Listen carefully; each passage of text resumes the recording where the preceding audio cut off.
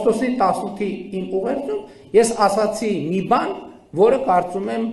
ընդամենը գուցե ամիսներ առաջ, գուցե մի տարի, 2 տարի առաջ կլիներ աներևակայելի։ Ես ասացի, որ Լեռնային Ղարաբաղից տեղահանված մեր քույրերի եւ եղբայրների վերադարձի օրակարգը համարում եմ վնասակար խաղաղության համար։ Եվ ասացի նաև, որ ընդհանրապես այդ թեման վերադարձների օրակարգ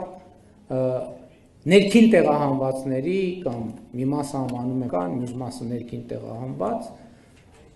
այդ օրակարգը համարում եմ վտանգավոր, որովհետև դա նշանակում է հետ դառնալ կոնֆլիկտի նախնական պարամետրերին։ Ես ձեզ ընդհանրապես մի օրինակ եմ ուզում բերեմ, դա ցույց տալու համար, թե տրամաբանության որոշակի ինչպիսի խզումներ են երբեմն տեղի ունենում։ Երբեմն այդ թվում տարածաշրջանի կոմունիկացիաների քննարկումների տիրույթում եւ Հայաստանում եւ Ադրբեջանում հնչում են տեսակետներ, թե օրինակ երկու երկրների քաղաքացիները կարող են որոշակի հոգեբանական բարդություններ ունենալ միմյանց սահմանային եւ մաքսային ծառայությունների հետ առնչվելիս։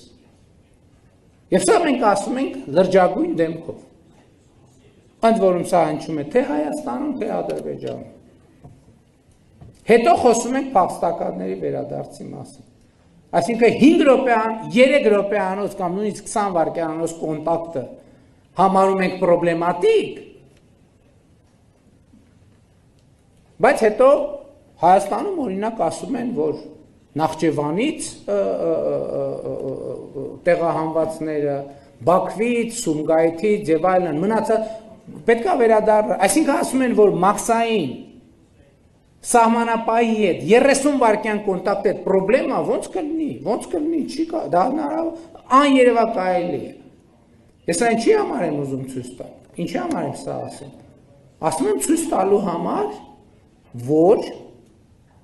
այստեղ տրամաբանության խզում կա։ Եվ ես կարծում եմ, որ մենք այստեղ ունենք լուծումներ եւ ավելին, այդ լուծումները շատ տրամաբանական են եւ նույնիսկ գծագրված։